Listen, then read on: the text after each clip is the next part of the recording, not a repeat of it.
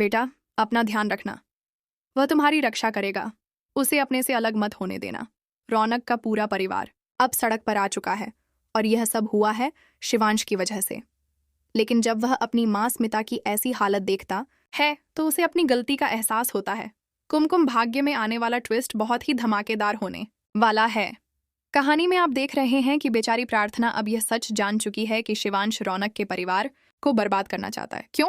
क्योंकि स्मिता उसकी असली माँ है और वह अपनी माँ से नफरत करता है। उसने बचपन में शिवांश को सिर्फ पैसों के लिए छोड़ दिया था। अब शिवांश को एक और बात बहुत तकलीफ दे रही है। रौनक का प्रार्थना के नजदीक आना, उसी के घर में, उसी के कमरे में, उसकी पत्नी के इतने करीब रहना शिवांश को बिल्कुल भी बर्दाश्त नहीं हो रहा।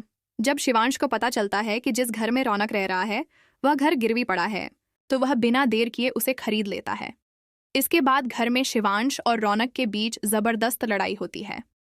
रौनक की बहन प्रार्थना को कॉल करके सब कुछ बता देती है।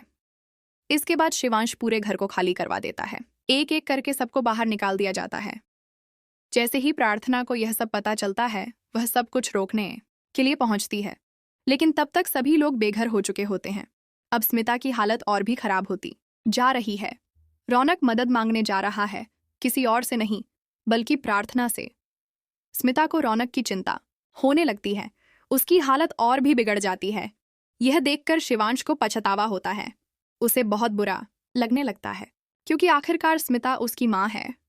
उसे माँ का प्यार और साथ कभी नहीं मिला और इसी वजह से उसके दिल में अपनी माँ के लिए नफरत भर गई थी।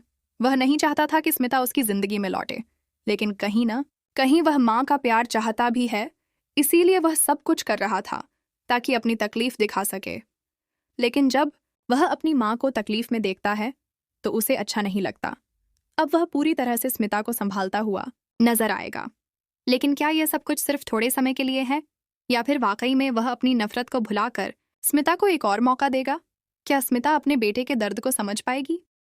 क्या वह पूरे परिवार के सामने स्वीकार करेगी कि शिवांश उसका बेटा है? देखना दिलचस्प होगा कि आगे कहानी में क्या होता है। फिलहाल दोस्तों, हमें कमेंट करके बताएं, क्या आप चाहते हैं कि शिवांश और स्मिता के रिश्ते का सच पूरे परिवार के सामने आए? ऐसे ही टीवी के लेटेस्ट अपडेट्स के लिए चैनल को सब्सक्राइब करना ना भूलें।